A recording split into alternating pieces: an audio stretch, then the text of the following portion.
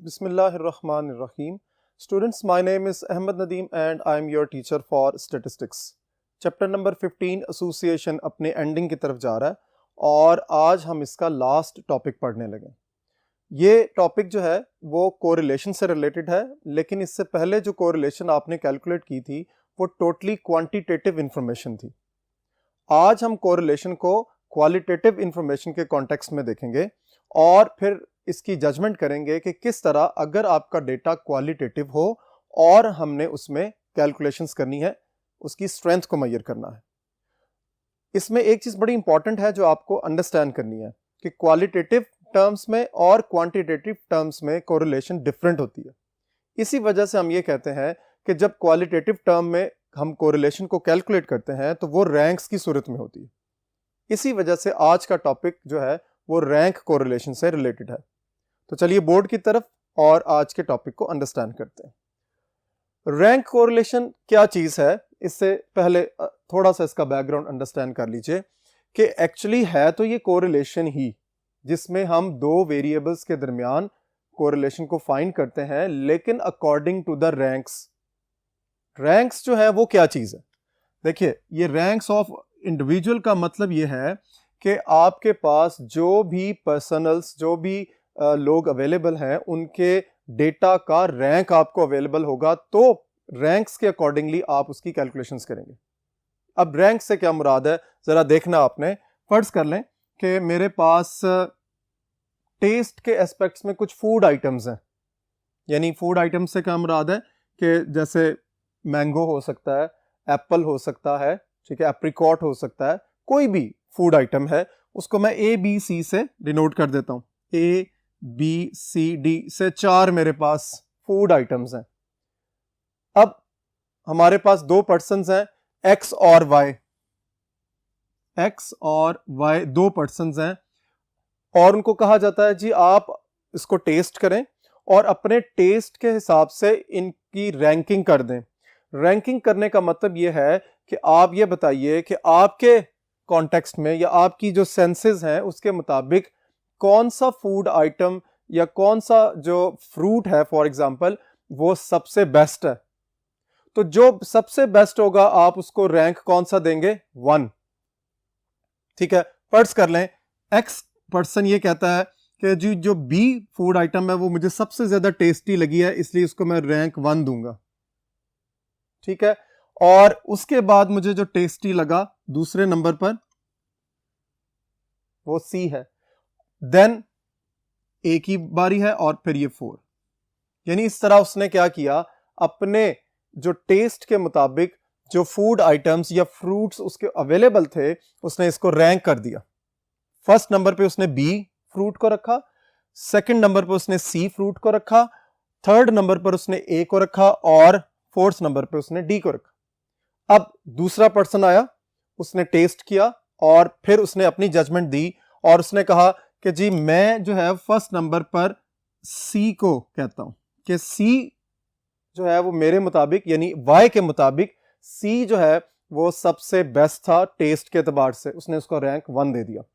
उसके बाद जो रैंक 2 था उसके नजदीक ए था, फिर रैंक 3 जो है उसने बी को दिया और 4 मैच कर गया डी के एतबार से। अच्छा, अब यहां एक चीज इंपॉर्टेंट है अंडरस्टैंड करने वाली, वो क्या कि रियल लाइफ में जब हम ये लिखते हैं ना, जरा गौर से समझिएगा, 1 2 3 4 5 एंड सो ऑन।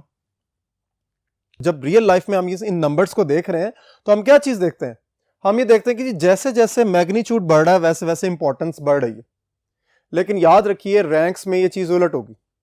यानी अगर किसी पर्टिकुलर सिचुएशन में 5 किसी फूड आइटम को या किसी फॉर एग्जांपल सिचुएशन में एक स्टूडेंट को रैंक कर दिया गया नंबर 5 के ऊपर अमंग द 5 स्टूडेंट्स, तो वो इसका मतलब है वो सबसे लो है।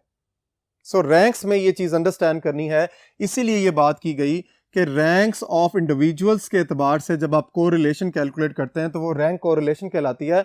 लेकिन आपको रैंक्स को अंडरस्टैंड करना बहुत जरूरी है। अक्सर स्टूडेंट्स नंबर्स की वजह से कंफ्यूज हो जाते हैं। वो ये कहते हैं कि जी जो बंदा सबसे अच्छा है उसको हाईएस्ट रैंक का मतलब यह है कि उसका रैंक अगर फर्ज कर लें 10 पर्सन है तो उसको रैंक 10 मिलना चाहिए। ऐसा नहीं होता।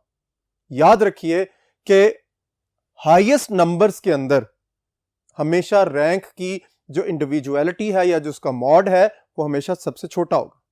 यानी आप ये कह सकते हैं कि अमंग द 5 पर्सन्स जिस पर्सन को 5th रैंक दिया गया है वो सबसे लो लेवल पर एग्जिस्ट कर रहा है, जिसको रैंक 1 दिया गया है वो सबसे हाईएस्ट के ऊपर है।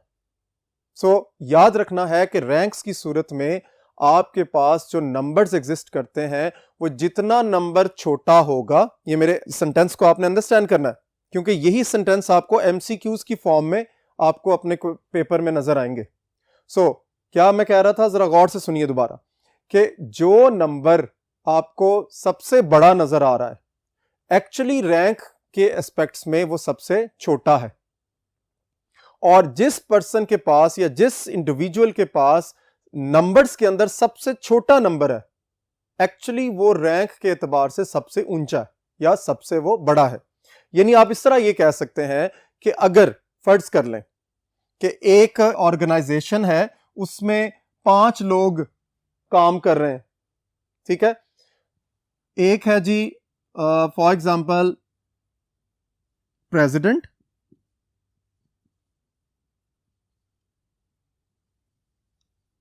ठीक है, एक है वाइस प्रेसिडेंट,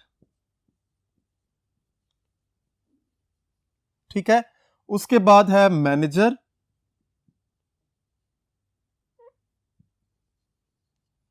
फिर उसके बाद है आपके पास कोऑर्डिनेटर,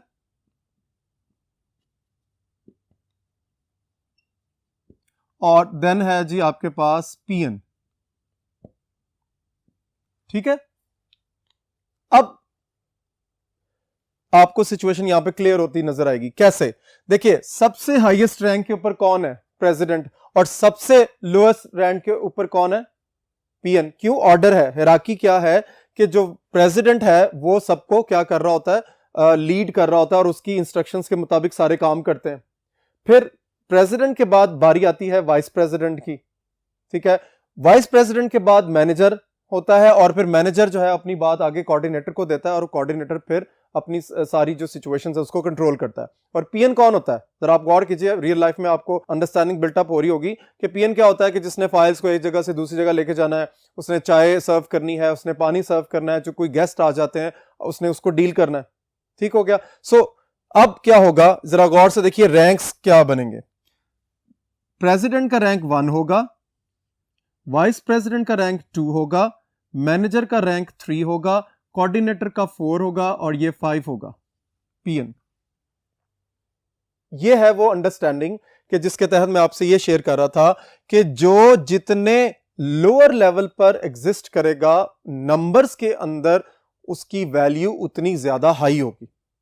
और अगर नंबर सबसे छोटा है, रैंक्स के अंदर मैं बात कर रहा हूं कि अगर रैंक्स के अंदर आपको नंबर सबसे छोटा नजर आ रहा है तो इसका मतलब है कि उस पर्सन की या उस इंडिविजुअल की जो स्टेटस है या उसकी जो वैल्यू है वो सबसे ज्यादा हाई है। सो इस तरह आपने रैंक्स को अंडरस्टैंड करना है और यही वो क्राइटेरिया है। याद रखिए, ये जो अभी मैंने आपको यहां पे एग्जांपल बताई है, इसी एग्जांपल को आपने अंडरस्टैंड करना है। एक ये वाली फ्रूट वाली एग्जांपल जिसको आपने अंडरस्टैंड करना है, और फिर ये आपको प्रेसिडेंट वाइस प्रेसिडेंट वाली एग्जांपल। इसी एग्जांपल के एतबार से फिर हमने आगे अपना न्यूमेरिकल क्वेश्चन भी सॉल्व करना है। अगर आपको ये क्लियर होगा तो न्यूमेरिकल क्वेश्चन की अंडरस्टैंडिंग बिल्टअप होगी, क्योंकि फॉर्मूला इतना ज्यादा मुश्किल नहीं है, वो अभी हम इसको स्टडी करते हैं। फॉर्मूला जो है इसके लिए, यानी रैंक कोरिलेशन के लिए, Spearman's coefficient of rank correlation बताया गया, और वो क्या है जी? R R. ये आर आर का मतलब ये है कि ये सबस्क्रिप्ट में लिखा हुआ है।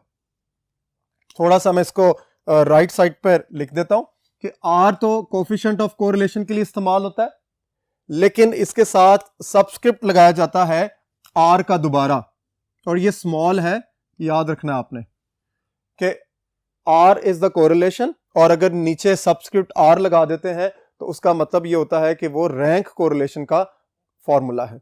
सो आगे देखिए फॉर्मूला क्या है जी? 1 minus 6 sigma d square over n into n square -1। अब इस फॉर्मूले को भी अंडरस्टैंड कर लीजिए कि d क्या है? D is equal to x are minus Y r, यानी x के रैंक्स में से y के रैंक्स को आपने माइनस कर देना, ठीक है। और डी स्क्वायर क्या होगा, ऑब्वियसली जो इनकी वैल्यूज उनके स्क्वायर कर लेंगे, ये बात यहां पर क्लियर होगी। x के रैंक्स में से, x की वैल्यूज में से नहीं, x के रैंक्स में से y के रैंक्स की वैल्यू माइनस कर देनी आपने, ठीक है, वो d आ जाएगा जिसको हमने कहा डिफरेंस। सो एक्चुअली फिर ये d क्या हुआ, ये भी आपका बड़ा इंपॉर्टेंट एमसीक्यू है। d is difference of ranks, यानी रैंक्स का डिफरेंस यहां पर आप मेंशन करेंगे। So X are minus Y R clear हो गया। अब आगे नीचे डिनोमिनेटर में आपके पास n है जी। n क्या चीज है, नंबर ऑफ ऑब्जर्वेशंस। और याद रखिए जब आपके पास पेयर्ड ऑब्जर्वेशंस होती हैं तो एक पेयर एक ऑब्जर्वेशन को रिप्रेजेंट करता है। सो जितने पेयर्स होंगे वो सारे के सारे काउंट करने के बाद n की जगह पर आप लिखेंगे, ठीक हो गया। उसके बाद n स्क्वायर माइनस 1 है एंड सो ऑन।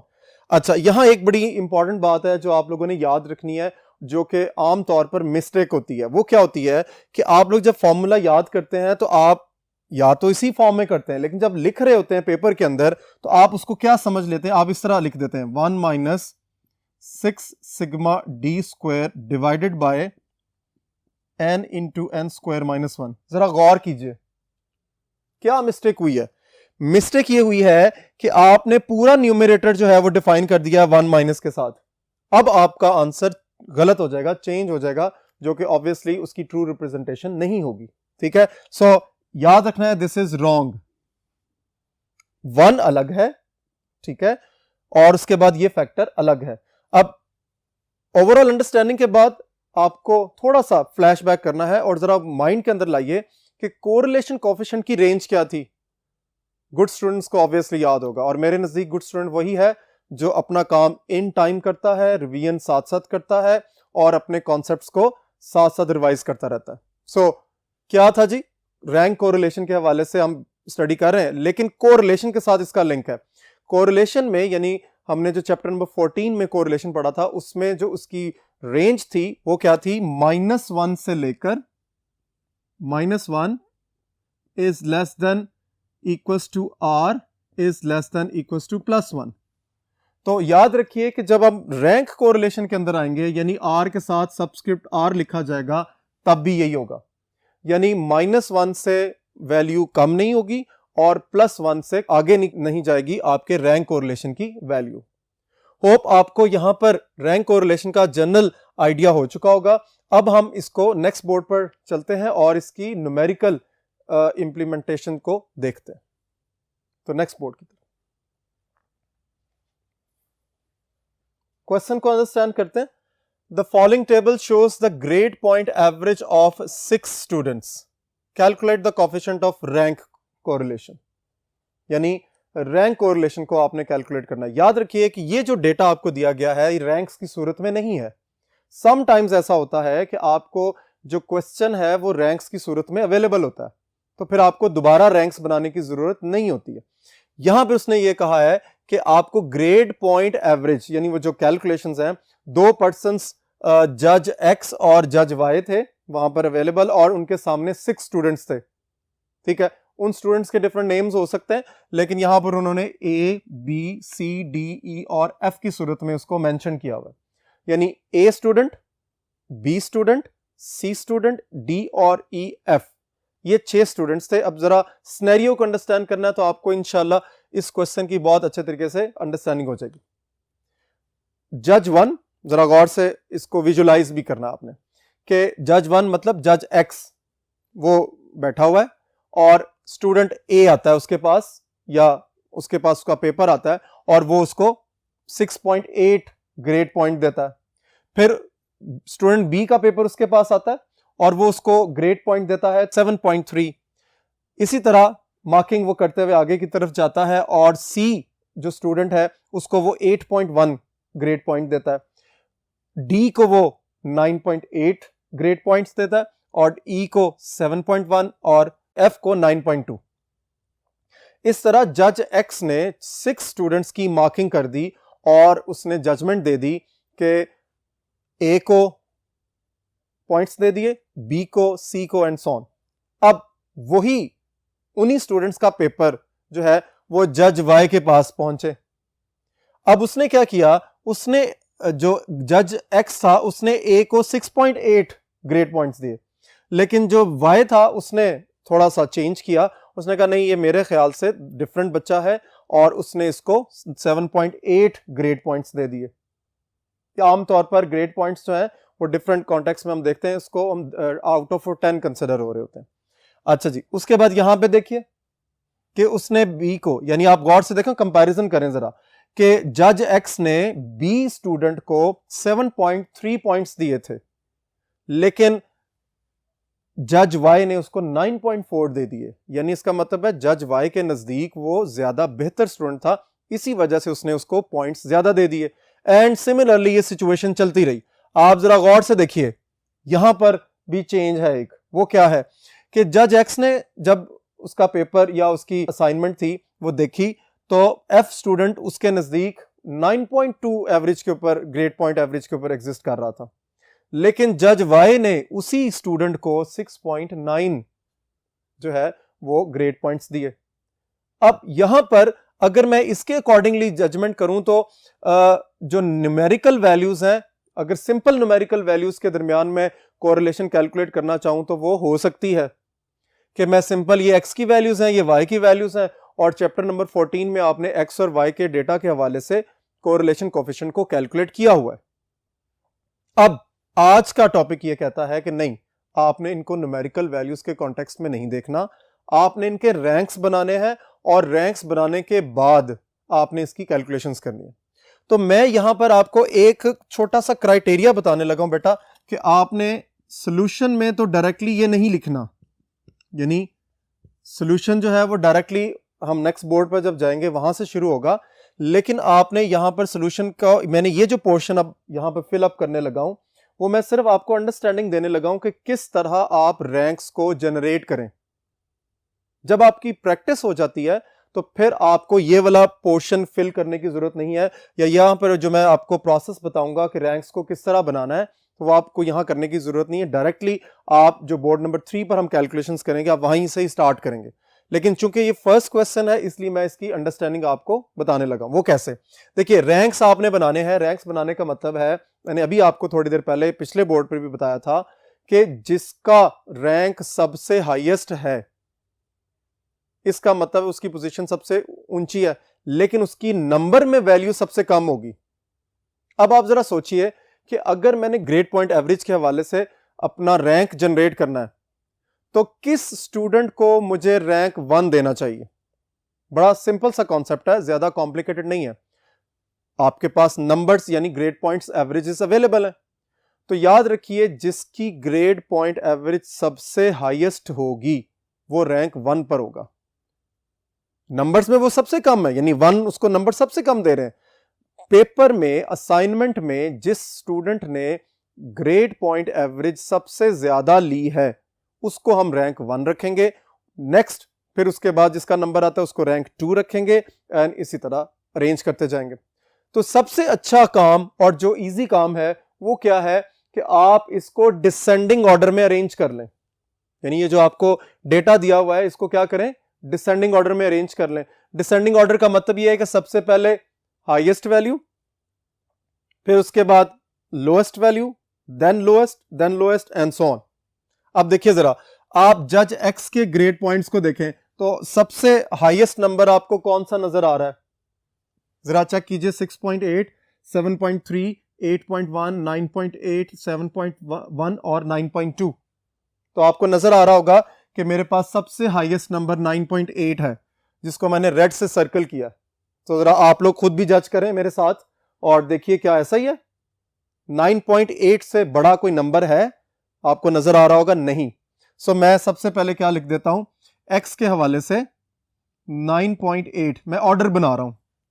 9.8 सबसे हाईएस्ट ग्रेड पॉइंट एवरेज है, वो मैंने लिख दी। उसके बाद मेरे पास अगला नंबर कौन सा है, मैंने यहां पर मैं इसको सर्कल करता जाऊंगा ताकि मुझे यह अंदाजा होता जाए कि इन नंबर्स को मैंने लिख लिया। सो अब आप देखिए जरा नेक्स्ट 9.8 के बाद बारी है 9.2 की, यानी 9.8 और 9.2 के दरमियान कोई और नंबर नहीं है, तो मैं यहां पर लिख रहा हूं 9.2। ठीक है, नेक्स्ट हमारे पास 9.2 के बाद बारी किसकी है? 8.1 की। तो देखिए जरा 8.1। ठीक है, नेक्स्ट आपके पास क्या है जी? 8.1 से जो छोटी वैल्यू है वो 7.3 है।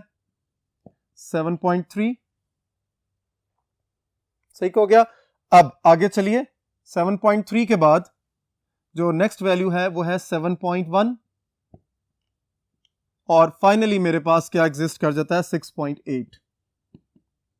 ये वो ऑर्डर है कि जिसके तहत मैंने स्टूडेंट्स को अरेंज कर लिया जी।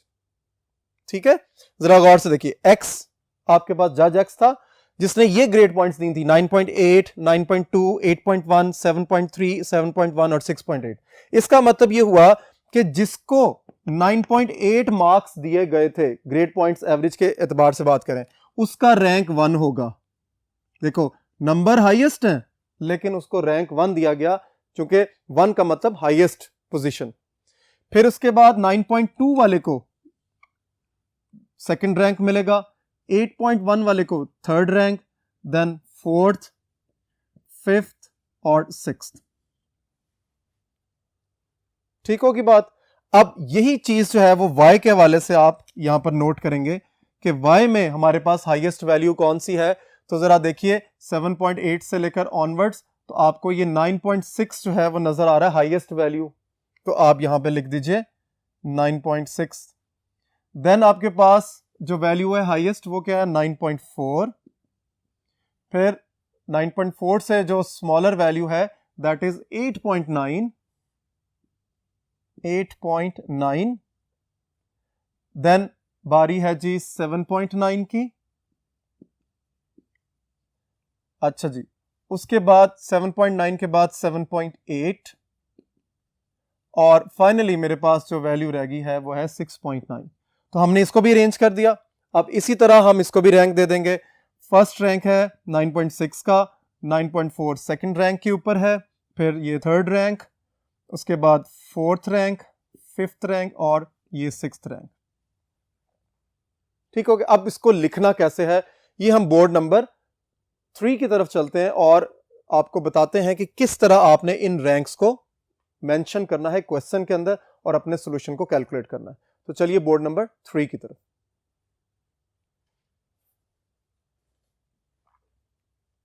जी, हमने रैंक्स को इससे पहले बोर्ड के ऊपर डेवलप कर लिया है। आपका काम क्या है, क्वेश्चन को लिखना कैसे। देखिए सबसे पहले आप क्या करेंगे, स्टूडेंट्स लिखेंगे, यानी जो स्टूडेंट्स आपको बताए गए हैं वो कौन से स्टूडेंट्स हैं। आपके पास जो स्टूडेंट्स थे वो कौन से थे? ए, बी, सी, डी, ई और एफ। ठीक है, अब जज एक्स ने क्या किया, जरा गौर करना है। ये एक्स आर मैं यहां डायरेक्टली लिख रहा हूं, मतलब ये है कि ये वो वैल्यूज हैं जो जज एक्स ने रैंक्स की थी। अब आपने ढूंढना है, जरा याद रखिए कि ए का रैंक क्या था, वो आपको बोर्ड नंबर 2 से मिलेगा। ठीक है, बोर्ड नंबर 2 के मुताबिक ए का रैंक जज एक्स ने क्या दिया था, मुझे यहां से डायरेक्ट नजर आ रहा है। आप इसको थोड़ा सा रिवाइंड करके इसको चेक कर सकते हैं, इसको वेरिफिकेशन कर सकते हैं। ठीक है, यानी यहां पर ए का रैंक जज एक्स ने क्या दिया था वो हम उसको जज कर चुके हुए हैं। ए का जो रैंक है वो 6.8 के हवाले से हमने जो वैल्यू देखी है वो है 6, यानी जज एक्स ने ए को 6th रैंक दिया था। ठीक है, जज एक्स ने बी को जो रैंक दिया था वो 4 है जी। इसकी वेरिफिकेशन आपको पिछले बोर्ड पर मिल जाएगी। जज एक्स ने सी को जो रैंक दिया था वो है 3, डी को जो रैंक दिया था वो था 1, ई को जो रैंक दिया था वो है 5 और एफ को जो रैंक दिया था वो 2 था। आप जरा अपनी काउंटिंग देखें, पूरी है आपकी काउंटिंग? अगर आपकी काउंटिंग पूरी है तो इसका मतलब आपने वैल्यू सही सब्स्टिट्यूट कर दी है। 1, 2, 3, 4, 5 6 स्टूडेंट्स हैं, उसका रैंक कंप्लीट हो गया। अब आपने क्या करना है, आपने जज वाई के रैंक्स को देखना है जो उसने बच्चों को, स्टूडेंट्स को दिए। तो मैं बोर्ड की तरफ देखकर यहां पुट अप कर रहा हूं कि जज वाई ने ए को जो रैंक दिया था वो क्या था जी, 5। ठीक है, बी को जो उसने रैंक दिया वो 2 था। जज वाई ने सी को जो रैंक दिया था वो 4 था, और डी को जो उसने रैंक दिया था वो 1 था। इसी तरह ई को जो रैंक दिया गया वो 3 था, और फाइनली एफ को जो रैंक दिया उसने, और वो था 6। जरा काउंटिंग यहां पर भी पूरी कर लें। देखिए 1 2 3 4 5 और 6, इस तरह आपने रैंक्स की वैल्यू सही तरीके से सब्स्टिट्यूट कर ली। अब आपका काम ऑलमोस्ट 90% खत्म हो गया, क्योंकि अब आपको सिर्फ फॉर्मूला लिखना है। फॉर्मूला क्या था, rank correlation R R is equal to 1 minus 6 sigma d square over n into n square minus 1। अब आपको d कैलकुलेट करना है। d मैं आपको बता चुका हूं, d is the difference. d क्या है, X are minus Y R, और उसके बाद फाइनली आपने d का स्क्वायर कैलकुलेट करना है। तो देखिए जरा रैंक्स को माइनस करें। एक्स आर ये 6 है, 6 minus 5 is 1, 4 minus 2 is 2, 3 minus 4 is minus 1, 1 minus 1 is 0, 5 minus 3 is 2, 2 minus 6 is minus 4। इस तरह आपने d को कैलकुलेट कर लिया। फाइनली आप स्क्वायर की तरफ जा रहे हैं। 1 का स्क्वायर 1 ही होता है, 2 का स्क्वायर 4 होता है, 1 का माइनस 1 का स्क्वायर फिर 1 है, 0 का स्क्वायर 0, 2 का स्क्वायर 4 और 4 का स्क्वायर 16। ये सम आपको रिक्वायर्ड है। अगर तो ऑरली आप कर सकते हैं, well and good, otherwise calculator आप निकालेंगे और वहां से कैलकुलेशंस करेंगे। 16 प्लस 4 इज 20, 21, 22 और 4 26 इसका सम आ गया। और ये सम आपको कहां पुट अप करना है, फॉर्मूले के अंदर। देखिए 1 minus 6 times sigma d square is 26 divided by n क्या था, number of pairs. So pairs कितने हैं, 1 2 3 4 5 6 पेयर्स हैं। तो यहां पर लिखेंगे 6 times 6 square minus 1। So finally आपके पास क्या होगा, 1 माइनस, जरा इसको अब कैलकुलेटर की जरूरत है हमें, बेहतर है कि हम इसको कैलकुलेटर से ही सॉल्व कर लें। 6 times 26 it is 156 divided by n। 6 times ये 6 का स्क्वायर क्या होगा, 36 माइनस 1 इज 35। सो अब आप फाइनल आंसर की तरफ जा रहे हैं। 6 टाइम्स 35 और इसको डिवाइड किससे करना है आपने, 156 से, और फाइनली फिर 1 में से इसको आपने माइनस कर देना है। तो आपका आंसर आ जाएगा 0.25714। तो देखिए आंसर जो है वो पॉजिटिव है। सो आप लिख सकते हो यहां पर, here positive correlation exists between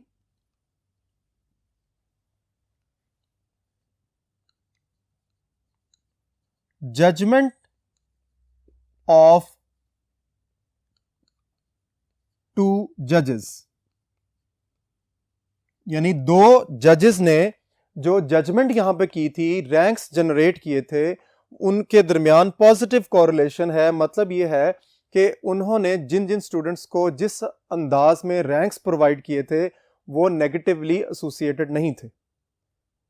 hope आपको समझ आ गया होगा कि किस तरह हमने रैंक कोरिलेशन को कैलकुलेट करना है, हमने किस तरह वेरिएबल्स x और y जो आपको अवेलेबल हैं उनके रैंक्स जनरेट करने हैं, और रैंक कोरिलेशन की वैल्यू को कैलकुलेट करने के बाद किस तरह उसकी इंटरप्रिटेशन करनी है। इंशाल्लाह नेक्स्ट लेक्चर में मुलाकात होगी। अपना और अपनी फैमिली का ख्याल रखिए। अल्लाह हाफिज़।